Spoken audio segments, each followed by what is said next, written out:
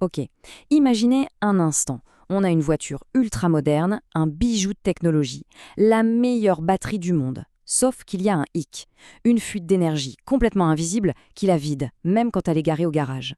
Le résultat, une perte de puissance, un vieillissement qui semble s'accélérer. Aujourd'hui, on ouvre l'enquête. On va démasquer le coupable. Voilà, c'est la question. Cette impression de fatigue qui s'installe, ce manque de jus. Et si ce n'était pas juste une fatalité, un truc normal avec le temps qui passe? Et si c'était le symptôme d'une fuite bien réelle qui se passe en ce moment même au cœur de nos cellules? Avant de trouver le voleur, il faut qu'on comprenne ce qu'il vole. Le butin, le trésor, c'est le NAD+. Retenez bien ce nom. C'est une molécule qui est tout simplement essentielle à la vie. Sans elle, pas d'énergie. C'est le supercarburant de nos gènes de longévité, les sirtuines, et des équipes de choc qui réparent notre ADN en permanence. Bref, plus on a de NAD+, plus on a de vitalité.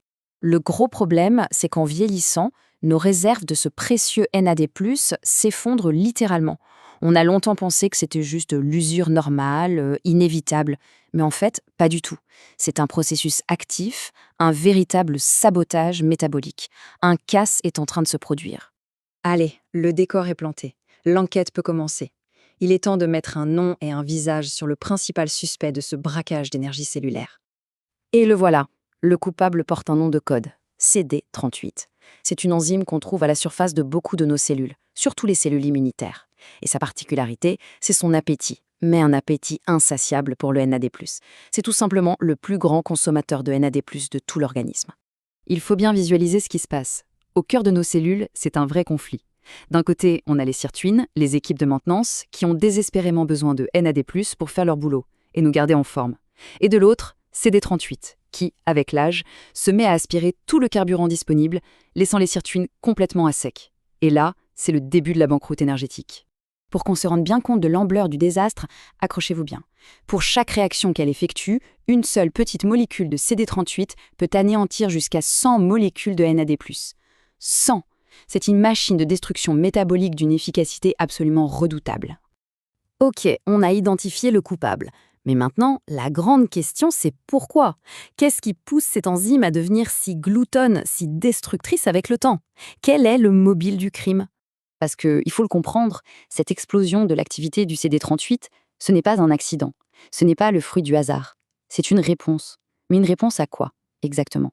Eh bien, le commanditaire, le cerveau de toute l'opération, c'est l'inflammation chronique de bas grade. Certains l'appellent l'incendie silencieux, qui couve en permanence dans le corps. Et ce qui alimente sans cesse cet incendie, c'est l'accumulation de cellules sénescentes, ces fameuses cellules zombies qui refusent de mourir et qui polluent tout leur voisinage. Et là, on entre dans un cercle vicieux implacable. Ça se passe comme ça. Avec l'âge, les cellules zombies s'accumulent. Elles crachent des signaux inflammatoires qui mettent nos cellules immunitaires en alerte. Et comment réagissent ces cellules immunitaires? En produisant massivement du CD38. Plus il y a d'inflammation, plus CD38 vole notre énergie, et moins le corps a les moyens de se réparer, ce qui accélère encore le vieillissement. Le tableau a l'air un peu sombre, c'est vrai. Mais la bonne nouvelle, la très bonne nouvelle, c'est qu'il existe des stratégies pour reprendre le contrôle. Assez analysé le problème, passons aux solutions concrètes. Attention, le but n'est pas d'éradiquer complètement le CD38. Il a aussi des fonctions utiles à la base. Non, l'objectif, c'est de le calmer, d'inhiber sa suractivité pour qu'il arrête de piller nos précieuses réserves de NAD+. Et pour ça, la nature nous offre un véritable arsenal. On a des molécules présentes dans notre alimentation qui sont des inhibiteurs puissants et bien documentés du CD38. Il y a par exemple l'apigénine qu'on trouve dans le persil, la camomille. On a aussi la lutéoline dans le thym et le romarin. Et puis la quercétine dans les oignons rouges ou les capres qui est super intéressante parce qu'elle fait d'une pierre deux coups. Elle calme le CD38 et elle aide à éliminer les cellules zombies qui sont à l'origine du problème. Et au-delà de l'assiette, certaines habitudes de vie peuvent vraiment changer la donne.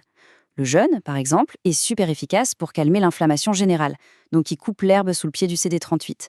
Et s'exposer à des petits stress bénéfiques, comme le froid ou le chaud, ça peut déclencher un grand nettoyage interne qui aide le corps à se débarrasser de ces fameuses cellules zombies.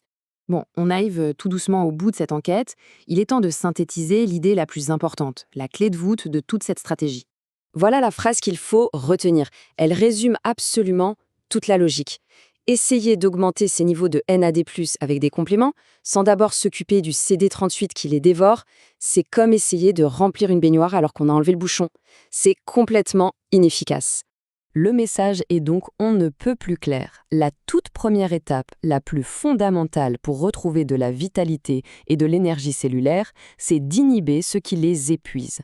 Il faut d'abord neutraliser le voleur, réduire CD38 au silence. C'est la base.